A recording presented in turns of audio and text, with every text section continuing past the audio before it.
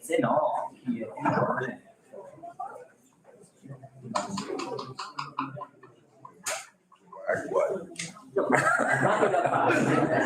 perché non basta sacrificio, perché mi sono fatto male a uscire. Perché sono scemo, sono andato a fare lo sci a 52 anni. All'uscita, sì.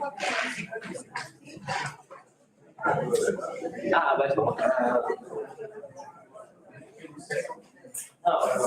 it's a universal fact that no one ever wants to sit in front row. Even professors used to claim about people not sitting in front row. Even they don't sit in front row.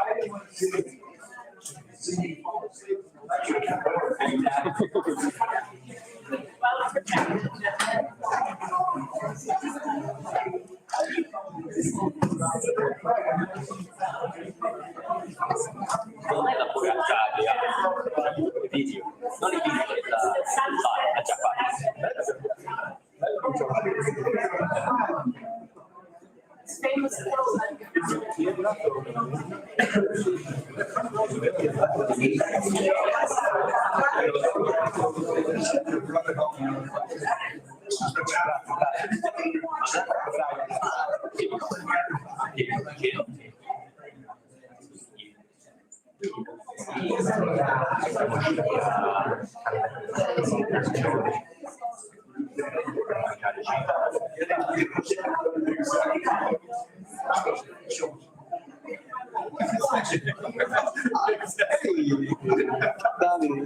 Secondo me si può già chiudere questo.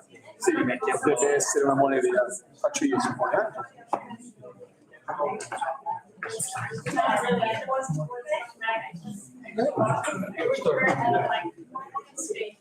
Mark and Maya are coming, but Who's coming? Mark and Maya. Okay. Should be on the side.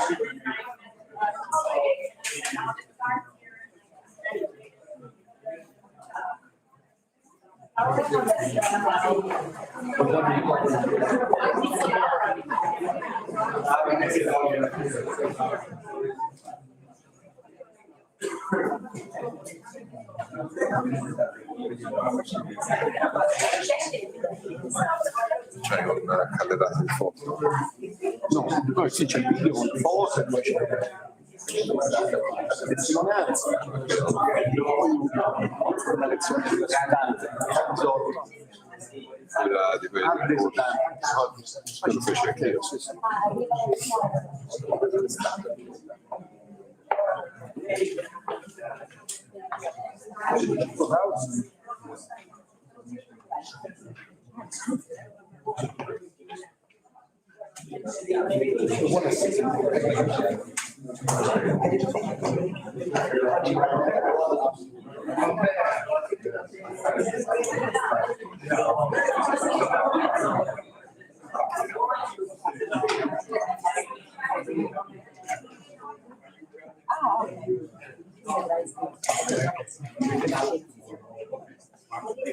That's why I have Exactly. Yeah, so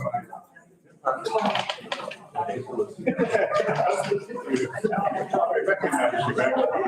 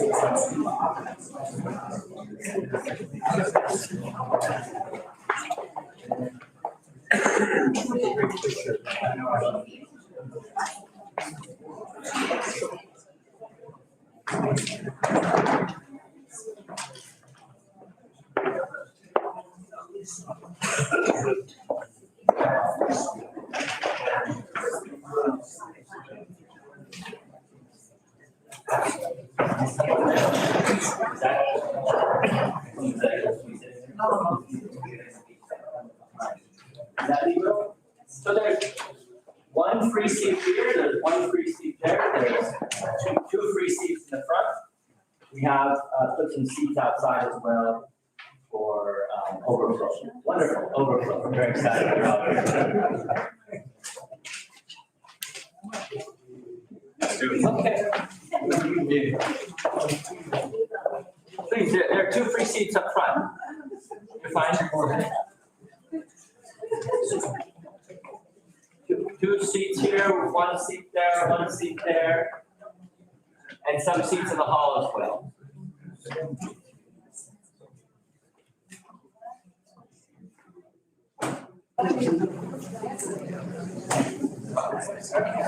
Welcome, everybody. My name is Jason Houston. I'm the current Dean of Gonzaga Florence, and it's a great pleasure to welcome you here to the celebration of the legacy of Dr. Patrcik Burke. Before I get started and others with some remarks, I'd like to call up our good friend, Pat's good friend, Father Don Sandrandraini, who's Gonzaga Florence's chaplain, as well as a professor here at Gonzaga Florence, who I believe Pat hired you. So he arrived with that. So Don Alessandro will lead us in a reflection. One of his okay, Jason asked me to have a moment of prayer/reflection, very short. And I thought that we could go back to the famous text that is the beginning of the 5th chapter of the Gospel according to Matthew. Famous speech of Jesus, Sermon on the Mount, Discorso della Montagna, which is probably one of the vertex of Christian reflection. We all know this. Blessed are the poor in spirit, for theirs is the kingdom of heaven. Blessed are they who mourn, for they will be comforted. Blessed are the meek, for they will inherit the land. Blessed are they who hunger and thirst for righteousness, for they will be satisfied. Blessed are the merciful, for they will be shown mercy. Blessed are the clean of heart, for they will see God. Blessed are the peacemakers, for they will be called children of God. Blessed are they who are persecuted for the sake of righteousness, for theirs is the kingdom of heaven. Blessed are you when they insult you and persecute you and utter every kind of evil against you because of me. Rejoice and be glad, for your reward will be great in heaven. Thus they persecuted the prophets who were before you. Thinking of Patrick and his search about truth, I came back to a prayer that can be found in the Catholic liturgy, Vespers, and says like this: to those who seek the truth, grant the joy of finding it and the desire to seek it again after it has been found. Dona a chi cerca la verità la gioia di trovarla, ma anche il desiderio di cercarla ancora dopo averla trovata. And I think that this prayer can very well describe Patrick. Search, Patrick reflection, Patrick thought, Patrick life, Christian philosophy. And we all know that philosophy means love of wisdom, means that a philosopher loves wisdom but doesn't have it. It is the fact of looking for wisdom, searching wisdom. And that's why philosophers are very important for humanity. Because we are in a world in which people pretend to know, pretend to have the right choice about life, about history, about bombing, about doing anything, and they don't have it. Noi non abbiamo la verità, c'è poco da fare. Human, speaking from the point of view of human people, we look, we miss, we long for the truth, but we don't have it. So this is philosophy, and this is, I guess, also the witness of Patrick for us. And this adventure of looking for the truth never ends. And looking for the truth, we come in touch with this very young man, Jesus of Nazareth. He died 33. Yesterday I was with a very old woman in my parish. I have the blessing of the families for Lent in this period, so it's a very busy period for me anyway. And we were speaking about Jesus never became old. So he has not personally experienced old age. That is a great change of life, great challenge of life. You know? Anyway, coming in touch with this young rabbi from Nazareth, sitting on this mountain and saying this incredible speech about what is a blessed life, a happy life. Happy are the poor. And I guess that among these 8 pillars, the speech, the Beatitudes, the one that can be connected with Patrick is, blessed are the pure in heart, for they shall see God. And I can see this in the eyes of Patrick here. I know his eyes. We had many conversations in the last days of his life when he was in the blue clinic near my father, the 2 rooms, one near the other. It's about being 2 fathers, from a certain point of view. And what's the challenge for us? To make our gaze as pure as possible. And also my wish for all of us, for me also. Clear and transparent. And you truly see, that's also a Buddhist idea, right sight, the first step of the Eightfold Path. When you stop wanting to see, when you just receive, when you are open, when you are, say, able to receive anything you might see in front of you. It is not ideological. That's the contrary of philosophy, exactly the contrary. A philosopher is someone who looks around himself and takes the truth as it comes, not as I want. And so this is also my wish, that we can stop wanting to see in our own ways and allow the light to pass to us, as used to pass through the eyes of Patrick, the blue eyes of Patrick, can pass also in our eyes and being really open to the Bible truth. Blessed are the pure in heart, for they shall see God. Thank you, Don Alessandro. So it's my honor to welcome you home, welcome you to Pat's home. And I say that with his wife, with his son, and with many colleagues in the room that knew Pat from other homes. But last night, I was out to dinner, a little bit too late for my own good, with Brian Burke and others. And Brian talked a little bit about this idea of Pat's many homes.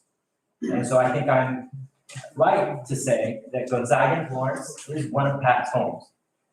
And this building that you're in right now is a home that Pat made.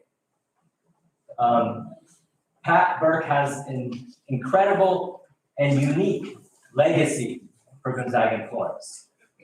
He is the only person who was a student at Gonzaga in Florence, if I got the right, 1964, 65, the second year of this program's existence in Florence, and a professor in this program. From sometime in the, I think, mid-'80s, he started coming here and teaching while he was still at Seattle University, until just a few years ago when he retired. Pat was a beloved professor, and this room that you're in is dedicated to Pat's work as a teacher. We all know, and we look at the wall and we understand why Pat chose to put this in this room. And Pat Burke was also the dean of Gonzaga in Florence from 2013, 2002, 2003 to 2015. He has a unique, a foundational, and sempiternal presence at Gonzaga in Florence. So today we're going to hear from many of you who know Pat Burke from other homes that he's had. Some may know him from Butte, Montana. And I learned a little bit. These are wonderful, and I'm going to learn a lot about Pat today. I probably know him for the least time of anybody in this room, because I met him when I took this position about 10 years ago. And I'm sure everyone in this room knew him before I did, or almost everyone. But I've heard a lot more about Pat's youth and his nicknames, both that he gave out and received, and when he was in Butte, Montana. I also learned a lot about his time in Seattle, and raising a family in Seattle, starting a career in Seattle, becoming a member of that community, and he still is. And there's people that are joining us live today on our feeds with YouTube and Facebook that are probably watching from Seattle bright and early in the morning. I learned that he had some time in St. Louis as well. He had some time in Louvain in Belgium as well. But I know Pat from his time here at Gonzaga Florence, and this building and this program and this legacy that he's left for us. And I have to say that I would be remiss if not talking about his other home, which is Lucarno, which with Laura, my family, my kids, they had us out a few times to visit them in that lovely place that was Pat's home, away from his work when he was here. So I am excited to hear the stories that we're going to have today. I'm excited to get to know some of you. And I also want, and I brought this cup. I teach Dante, and I teach it in this room, and I think of Pat every time I teach it, and I switch. I have a hell cup, I have a purgatorial cup, and I have a Paradiso cup. We just happen to be in purgatorio now, but I think it's fitting, because I want there to be also a sense of not comic relief, but of levity about this, because Pat loves to laugh. He loved to enjoy people and hear stories, and had a ironic side to it. You know better than I. So I bring this cup in a sense of humor, thinking that Pat, from wherever he is, maybe here or Paradiso, is watching us and laughing with us and enjoying the stories that we're going to hear today. So I'm going to say just two kind of informational pieces of knowledge. Those of you sitting by the windows, feel free to crack them and close them as you see fit. It will get warm in here. There are restrooms on this floor, so just out the door to the right, and then the first set of doors on the right leads to servizi, bathrooms. So feel free to use those as you will. The building is we have the whole building, so feel free to wander around as well. As you can see, we're doing this in English for the most part, but when we come to the time towards the end of the program, where we invite people to give remarks, if you feel more comfortable giving those remarks in Italian, please feel free